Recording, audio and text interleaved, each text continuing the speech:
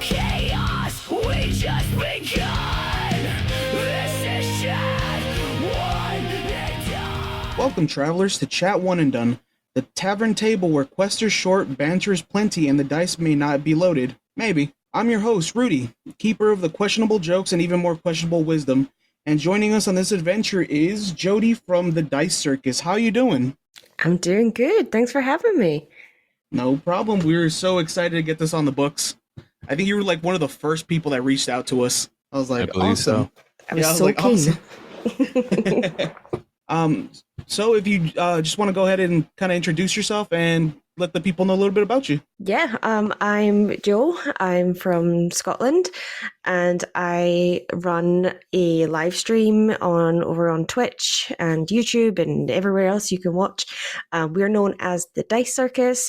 We're just a group of random nerds that like to cause chaos. We're kind of placed everywhere. We're not all set in one place. We have some Americans and British and European, and it's a really great mix of people. That's what we do. Awesome. That is awesome. Yeah, it's awesome. You want to go ahead and let us know a little bit about the Dice Circus? Yeah, so the Dice Circus it was a project of mine that I kind of had in the books for a good couple of years, and I never really had the chance or the facilities to kind of start doing it. And then I got my first taste for live streaming and starting to build a community while I was part of another group. Unfortunately, that didn't work out. So I kind of thought, oh, well, maybe I can do it too. So the Dice Circus was born, and I'm obsessed with like the old time carnival, where a lot of things were illegal and definitely shouldn't have happened. But I think it's cool, like the things that they used to have, and bringing that into a fantasy element. We really wanted to kind of play on that. I think the thing that is very ironic and stupid is the fact that I'm terrified of clowns, and the Dice Circus is like clowns, and everyone makes jokes about it. I hate clowns. I hate them. Like, I can deal with anything. I just can't. I don't care what the clown is. I can't look at it. So now it's become this running joke of, I'm the dungeon master for the Dice Circus, and the word clown is not allowed to be mentioned whatsoever. So it's completely banned at my table. Silvery barbs? Yeah, 100%. Yeah, you can use it. Don't talk about a clown, because but yeah, that's how it was born, and ever since then we've just kind of started building it up from there and trying to get our live stream to launch, which should be in a couple of weeks' time. We should be able to have that up and running, and then continue building the community. No, that is truly awesome. Like it's a great thing to be able to do and to have, especially, when you can do the live streams like that and pull people in, and there's times where people might just hear audio and it intrigues them. Mm-hmm. But you add that video element where people can see, oh, this is what's going on. Oh, that looks like fun. Oh, wait, how many fucking side did that dice have? Like, and that kind of adds a little more and pulls in and kind of builds the community up, because that helps people see, oh, it's not as crazy as I've heard, or oh, Uncle Tom was a psycho when he said you had to do this, that, and the other. Like it's really simple. So why not try it? Yeah, I think it's a huge thing that, people have this idea of what Dungeons and Dragons are or what TTRPGs are. And like, for me, it's not about the rules or, having such a, I'm not a rules lawyer by any means. I like to create things where people just have fun. It's all about having fun. It's about being with a group of people that you can switch off from the real world and go and play as an elf, or, and not have to worry about anything. And I think it's something that's really important, especially, we as adults, we should have, it's better than drugs, and you can play D&D. Yeah, no, that's a great way to look at it.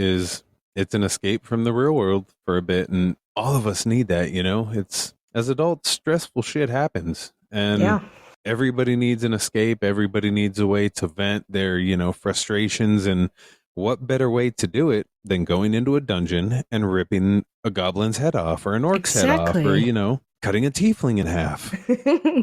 Literally. It's better than drugs. I was like, yeah, but it's way more expensive though. That How is many true. set of dice I bought this year? Too many. That's a great point, actually. Like I was at a charity event today, for Tabletop Scotland, and we raised it's for an amazing charity. We Really Care. They're a HIV and hepatitis charity. They do amazing work, and so we volunteered there. And there was so many dice. Every time I walked past, I was dragged away. Like I was like, oh, but it's so shiny. I did at the end buy a few things that I definitely should not have bought. But how can you, you can't resist the shinies. No, you definitely. Well, I mean, shiny. Yeah, like I can't walk into a game shop anymore because like the dice and like the dice bags and little figurines, they call to me like the fucking like the Green Goblin mask. I'm like, come on, just one more won't hurt. Well, yeah. So you think walking through a store is bad? Now we have a 3D printer that we can print our own minis. So that's dangerous. Yeah, I have a lot of 3D prints on my entertainment center that are just waiting for him to get a hold of them and throw some paint on them. Dude, I'm still so backed up on stuff. He prints them and then I have to like put them on my desk and I can't just paint them. I have to find like the will to want to paint them. And then that makes it so much worse because now I'm backed up on minis that I have to paint.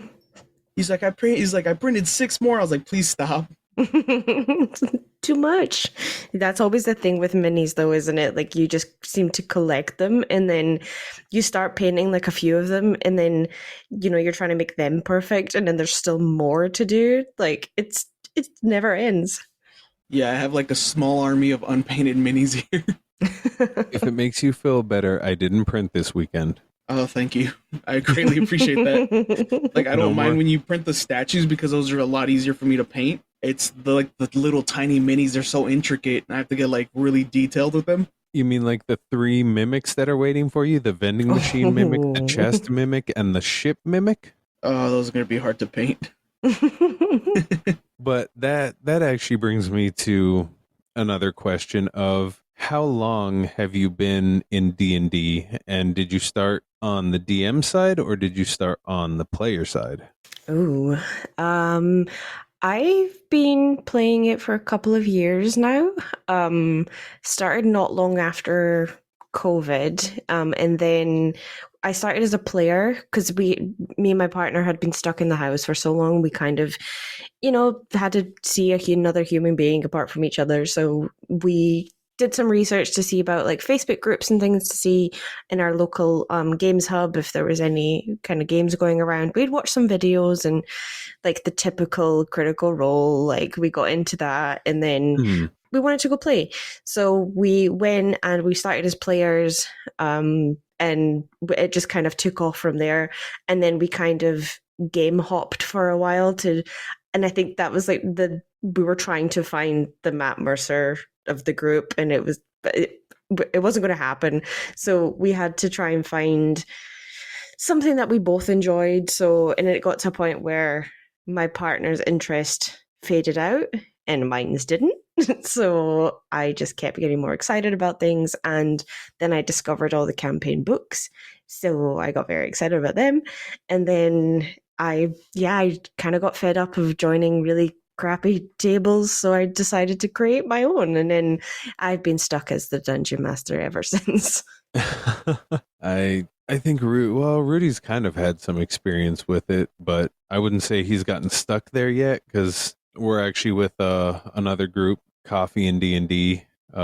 We play characters in there. It's been nice to do that because I know when we're not playing, Rudy always tries to do one-shots, but then, that keeps him out from being a player, and him as a player is, fun because typically we find ways to build off each other, and it always makes some very interesting things. Yeah, I love that.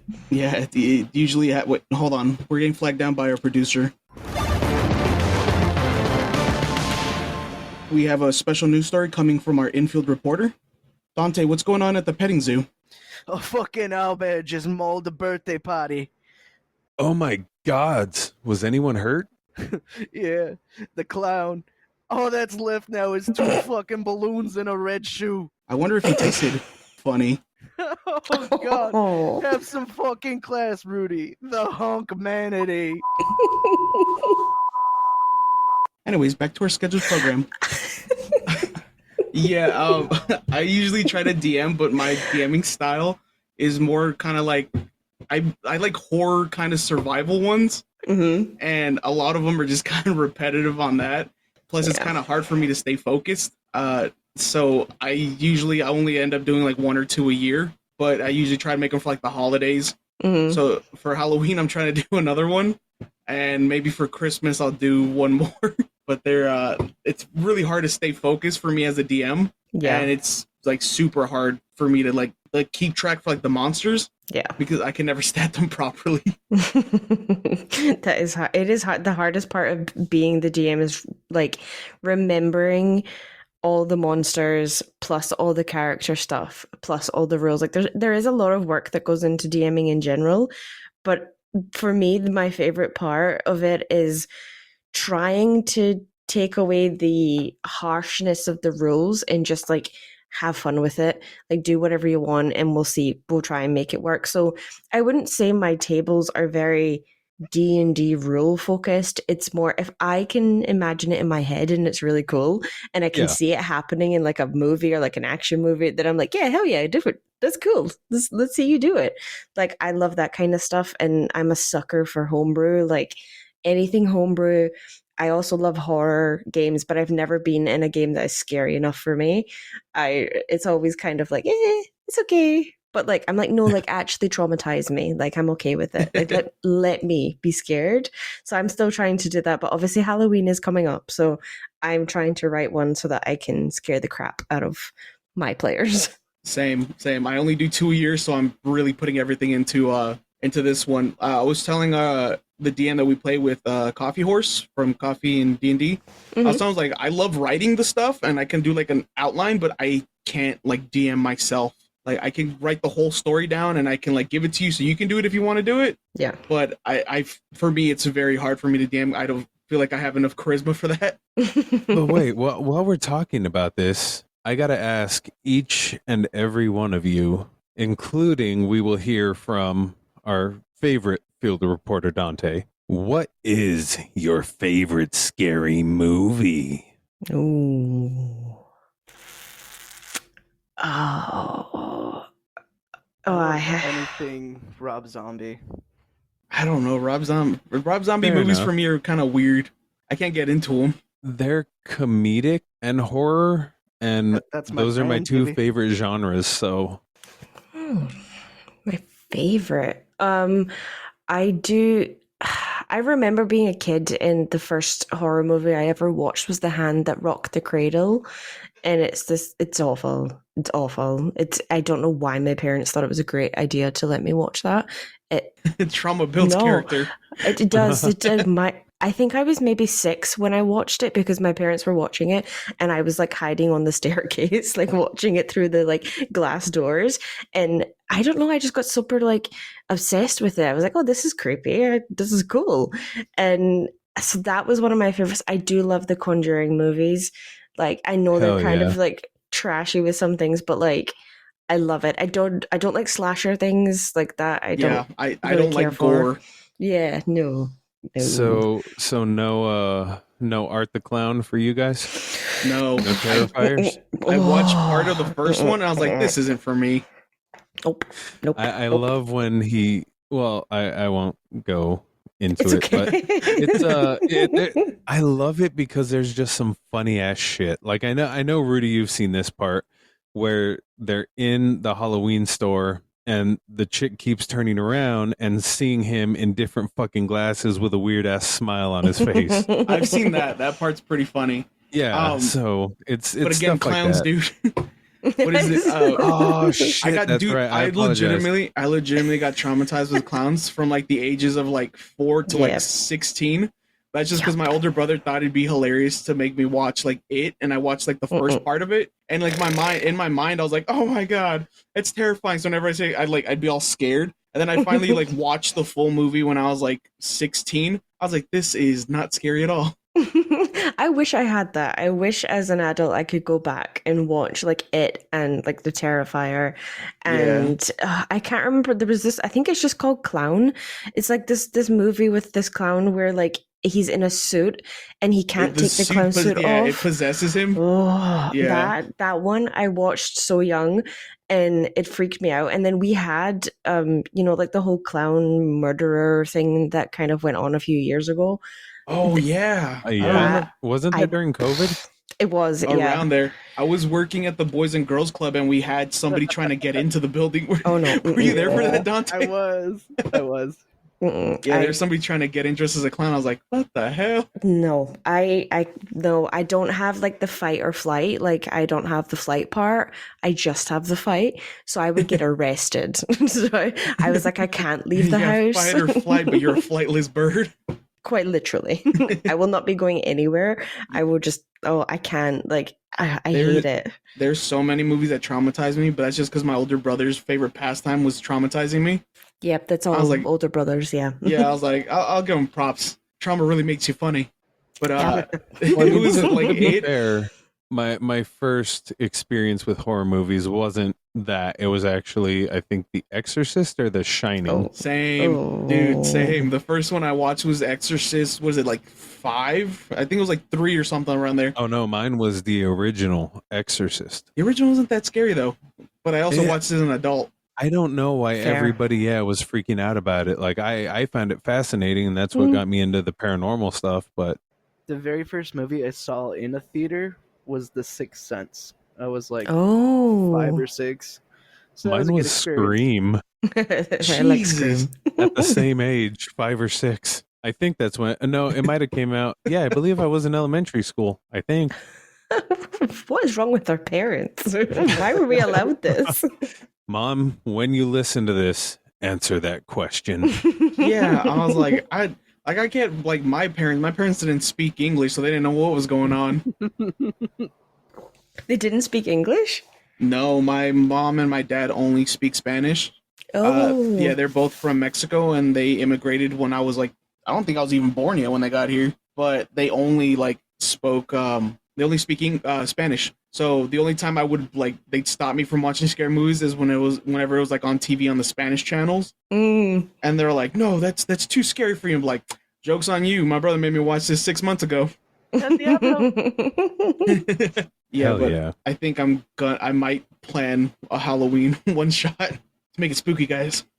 They are fun. I love the themed ones, like for different holidays. Like Christmas ones are always my favorite because I always make like the most unhinged. Like what I made everyone play is Christmas tree ornaments, and their entire thing was that they had to escape the tree. It was cute. It was so much fun. It was just sheer chaos, but I do like writing themed like one shots.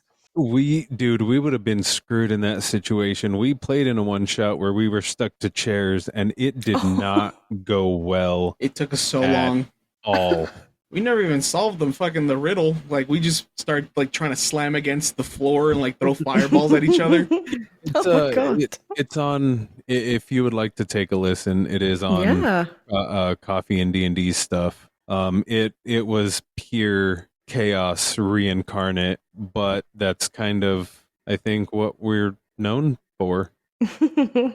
Pretty much, dude. But I think I want to revamp a Christmas one as well. That I had made them play a one shot for like around Christmas time, and where Santa was the bad guy, and they're trying to help Krampus get Santa back. And then at the end of it, turned out he was being controlled by Mariah Carey. That is amazing. I was like, but so their characters are always so broken, so they like breeze through everything. I had it like on D&D Beyond. You can like how you can hide the tokens. At one part, I had them just like going through like just kind of like a snowy field, and I set a bunch of like pretty big size like ice spiders, and whenever they stepped on one, that's when I would reveal it. And CJ's character just like dashed through the map. He missed every single one of them. I was like, Oh, dude, I man. can't. That wasn't broken. I was like, I can't DM for you, man. It's too hard. Oh no, I mean, look at my stealth rolls recently. Look at my Yeah, his character is always so broken. But it's more for the RP aspect of it. I'm a guy who likes role playing. Yeah. I play my character to what I base them on. So if it's a rogue, I'm playing it. If he's a smart rogue, I'm playing it. If he's not so smart, I will play it and do it very well. So I'm all about the role play aspect of the game. Yeah, me too. I prefer the role play aspect of it. Everyone that knows me knows I hate combat in D&D. It is like, as a player, as a DM, I hate it. I hate it. And I will do my best because I know my players like it, but it's something I don't enjoy in general. Like, you could put me at any big shot in D&D's table and they could run the most epic combat. It's just not for me. I just don't enjoy it. I prefer like the storytelling, the building relationships with people, building a world together. And also, I love the fact that, you know, getting people together and they all tell their backstories and all of their backstories are different, and really getting invested in each other's characters. That's what makes it fun for me. Or like mysteries. If it's like a solve your own mystery thing. I ran a one shot the other day, I think it was last Friday, of a like murder on the train, Agatha Christie kind of style. And nice. It was just chaos. It was just sheer bullshit the entire time. It was actually like based off of a real event that me and my partner went to in London, and we went for this like few course dinner, and it was like all entertainment, and they had a whole show on, and it was so good. So I had to write about it. So I made this one shot, and the guys in my group just went crazy for it. They had the most wacky characters ever, and they just ran with it, and so far it's been their favorite session. Oh, very nice. Very nice. That sounds like an epic session. It's a lot of fun. Alrighty, so we're going to move on to our next segment. Do you by chance have a D4 on you? I do. Okay, can you go ahead and roll that? I can indeed. Get to use my new dice that I bought today. That is a 3. Awesome. So I'm going to just do a quick rundown for the people who are brand new to the show. Basically, what we're doing here is the game show segment where we have our guests play against our co-host, CJ. And if the guest will get more wins than CJ gets losses at the end of the season, I have to buy him dinner. So far, CJ's sitting at 4 wins, 6 losses. So let's keep that momentum rolling for the guest. All right. So, I'm sorry, what did you roll? A 3. 3. Okay, you will be playing I Cast Identify. Oh, God. So the premise of the game is I'm going to get a spell from the D&D world. I'm going to poorly describe it to you guys, and then you're going to have to answer to see who gets it right. Oh, okay. At the bottom of our screen, there is a little hand icon, if you guys want to try that out for me real quick. Awesome. Okay, let me open the queue. Dante, you want to play this one too? All right. So basically, if you think you know what it is, go ahead and do the little raised hand icon, and then whoever comes in first gets to try to answer it, okay? Okay. All right. Joe, you ready? Yep. CJ, are you ready? Yes. Dante, I don't know if you're playing or not, but are you ready? Okay, he gave me a raised hand. Nice. Okay, so the spell basically, you slap someone with a diamond worth more than your rent and yell, "Not today." If you're quick enough, like within a coffee break of them dying, they pop back up like a laggy video game respawn. Miss the timer, congrats, you just wasted very expensive shiny rock. Dante? Revivify. Jeez. Yeah, Wow. That was Revivify. That was fast. That was so fast. That was. I'm giving it a show. You're like, I was studying. At what point did you guess it? The diamond. Really? Wow. Yeah. Yeah. Have you been studying your spells, Dante? Maybe a little. Little homework. Okay, so honestly, I don't even know where to put that in the column. We're giving it to Joe. Okay, I'll take it. CJ, you are now 4 and 7, my guy. Well, damn.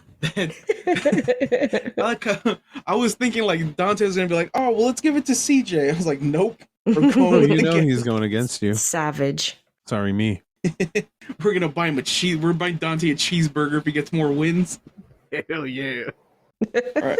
So you are now 4-7. Alrighty. That sashimi dinner is starting to look real far away now. That's fine. That's fine. I'm in it for the fun, not the dinner. The dinner's just a bonus.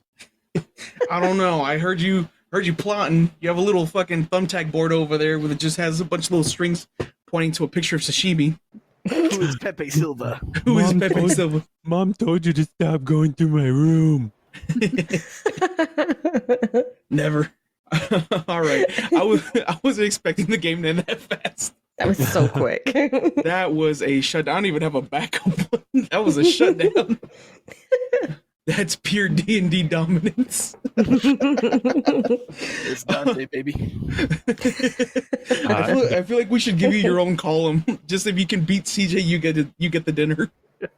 I don't even like sushi. Well, it doesn't have to be sushi. That's just what I can eat. Sushi is gross. How dare you? I'm sorry, I just don't like How raw dare you? fish. It's so good. I'll take you to go get your sushi, but I'm gonna sneak in a burger. That's fine. That's fine. It's the McHappy Meal roll. All right, so let's move on to our last segment. It's basically one roll to rule them all. You're gonna go ahead and tell us a time that a nat 20 has saved you, and a nat 1 has just thrown a wrench in your plans. Okay. Oh, I'm trying to remember the last time I. So there was a time where I had the most adorable little character. Her name is Peanut Pringlefoot III, and she was a little halfling bard necromancer, and she was just this absolute delight. And her entire shtick pretty much was that she had a little companion called Cheese, and she escaped from a circus. Cheese is a chicken, by the way, and anyone that knows me that is watching this knows that I'm obsessed with this little dude. And she had to find out what happened to one of her best friends, and her best friend was a necromancer, so she kind of got into the necromancy stuff. Even though she was just meant to be this sweet little humble bard, she was like a little kid, and everyone treated her like a little kid, but she was a fully grown adult. She just sounded like Stitch from Lilo and Stitch, so they thought she was a kid. So people treated her like it. So we had to, do some investigation to find out where this best friend was, and we found out that the best friend was no longer. And we were like, what do you mean? This is half of my backstory. I'm going to scream. Like, where? Oh, no. Where's my best friend? What is happening? And it got to a point where my character Peanut could go into kind of like the veil between life and death. So she was in that kind of state, and she heard her best friend's voice. And so I had to roll to try and find out where she was in this dark kind of pit. And I got a natural 20. And it was the only, like, the DC was 20. And I had to get the nat 20 to be able to find her, because I wasn't supposed to find her so early on in the campaign. But I did. And I got it. And we got this, like, captured, like, we were recording the session as well. So, and I was jumping up and down with my dice. I was like, I got it. And then when I called it out, the DM just kind of stared at me like, the blank stare of like, like, I can't believe you did the processing. This. Like, are you kidding me? That little loading pinwheel. Yeah, like I literally could see it in her face. She was like, I hate you like so much right now. But it turned out that when Peanut came back from her like dead state, the little chicken that was sitting in front of her was her best friend. She had been reincarnated into this little chicken, and I was so happy about it. But it ended up being like really, really tragic in the end. Her best friend did some dodgy dealings with, someone that she shouldn't, and ended up being transformed into a chicken, and she couldn't do anything. So she just followed me around and stayed in my pocket the whole time. And it was great. So I managed to save her. Hell yeah. And that is a good feeling story. Yeah. It is. It's one of those that you don't get often in many. Typically it ends up like, oh no, you just lost them. Why? Mm-hmm. Mm-hmm. Yeah. No, come back. Honestly, it was such a it was such a heartfelt moment to the point where like even people on stream were like, "I'm crying, I'm sobbing." Like I was like, "I'm crying," like I don't know how to react to this. And not long after that, like a couple of weeks later, in a different campaign that I'm in, I got the worst nat one of like my entire D&D life, and I ended up my character died, and it Oh was no. it was awful. It was awful. So the whole thing was we were in a dungeon, and my character had this tendency to um, grab things that they shouldn't. So she really liked this really cool thing on a pedestal. It was a really shiny book. So she went and she picked it up, and it teleported her to a different room. So she was like, "Oh, what the fuck?" Okay. And so I tried to, do this like maze and try and get out of the room. Um, and then apparently, without my knowledge, something crawled into my skin. You know the scene in The Mummy, Oh no. where all the things, yeah, that I still remember Scarabs. that. Oh my god, that. But they were these tiny little, like spider things, and I didn't realize. So I had to roll like a Constitution, and I failed. Didn't realize, and then all of a sudden my character started feeling unwell, and I was like, why, like what is happening?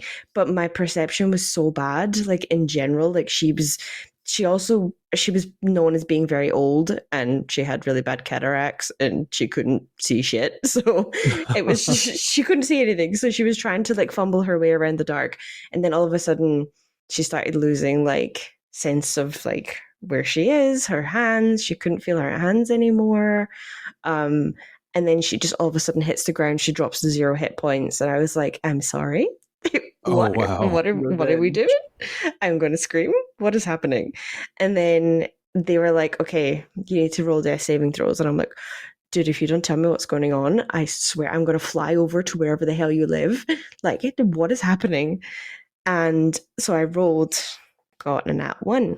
And I was like, Oh. "Oh, okay, so 2 death saves." I failed. I was like, brilliant. This is going great.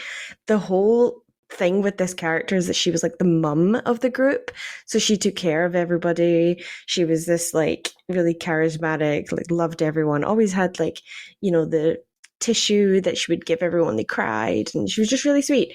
And then I got another nat 1. That was I got another nat 1, and I'm like, "Are you kidding me? These are my good dice." And she dropped to the ground and died, and I thought the DM was going to do No. something, and I Oof. was like, "Are we doing anything else?" And then the DM described this really gruesome.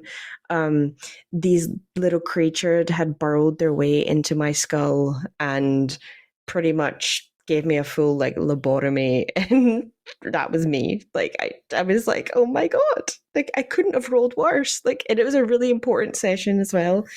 But then, yeah, Hutilda Huxalot was no longer. Did you ever Damn. find out what was inside the book besides spider demons? Yes, I did find out at the end. It was a cursed tomb, of what was it? It was a. Recipes by Martha Stewart. It was how to. So it was kind of like Tomb Raider. So we had to try and escape in that kind of way. And the book itself was a key. So we had to take the book. We were supposed to remove the book, and we were supposed to place it into a slot in a library. But we were completely clueless as to what. Obviously, like you give a party a puzzle, it's never going to happen. So I was like, okay, what is supposed to happen? So once we put the book back in its original place, it pretty much summoned a demon, and everyone else had to deal with it. The party got TPK'd, and I was like, who's laughing now? You're all dead, suckers. No one's around to wipe their boo-boos. Oh Exactly. no. All So right, that guys. sucked. Well, that's pretty much all the time we have left. Thank you so much, Joe. Thank you. Do you have anything you want to plug right now? Yeah. So like I said, our stream is starting in a couple of weeks' time. You can find us everywhere under the Dice Circus, or at the official Dice Circus on YouTube, and I think Instagram. We are still building up our social medias and things just now. Our TikTok is live. You can come over there and see the absolute mess that we get up to. And I'm trying to think what else now. I'm like, what else am I doing? We have so many things going on. Obviously, we have our live show. I don't have an exact date for it yet, but it is due hopefully soon. We will also be launching our website and doing some fundraisers for charity as well, especially for Waverley Care, who are the HIV and hepatitis charity. They do some fantastic work and raising awareness to try and break the stigma of it. So we do a lot of work with them, and we're going to continue to support them. And as well as, a big shout out to Loc Battle Maps for becoming one of our sponsors once we do officially launch. So they're incredible. They make the best maps ever. So if you want to check them out, please do. But yeah, we have a couple of see what you can do segments on our channel that are coming up. So, where you can come in and create NPCs and we will put them in the campaign. So your campaign and your character, it feels connected and everyone can kind of be part of it. We also have a Discord community, which you can find, again, the link is in all our socials. And yeah, we're a big group of dummies that just want to make people laugh and distract everyone from all the chaos that's going on in the world just now. And, make it a safe space for people, and everyone is always welcome at our table. And the Dice Circus will officially be open for entry in a couple of weeks. Hell yeah. Well, everybody, make sure to go check out the Dice Circus on everywhere that you can find them. Show them love, give them that support, and just do your thing as the awesome people that are part of this community. Yep. And also a special thanks to this episode's sponsor, Beard Sorcery. If you guys want your beard to be worth 1,000 platinum, go ahead and check them out as well. Yeah, they are pretty great. I have them in my beard right now, so I would say definitely use them. But I think with all that said and done, we will go ahead and close the curtain on today's episode of Chat One and Done. But I do want to give a massive thank you to the incredible Joe from the Dice Circus for stepping into the tavern and turning our conversation into a full-on performance worthy of the big top. Thanks for having me. Of course, we greatly appreciate it, and we would definitely like to, reach out and get you back on for sure and kind of see how things are going, a little bit down the road. Yeah, I would love to. Awesome. Well, if today's chat made you laugh, think, or maybe just roll your dice a little bit louder, make sure to, again, go check out the Dice Circus on everywhere. Literally, just type it in and everywhere on the internet. You're golden. Just go like, share, follow, subscribe, do it all. And if you could do the same for us, we would greatly appreciate it. That way, you don't miss future adventurers like Joe from the Dice Circus, because, their crew is putting on one of the most entertaining shows in the tabletop world. So this is me, one of the hostiest hostess, raising a mug to all of you out there, and to Joe for reminding us that sometimes the best dice rolls come with a little flair. And until the next time, may your dice land true, your stories shine bright, and your tables always feel like center stage.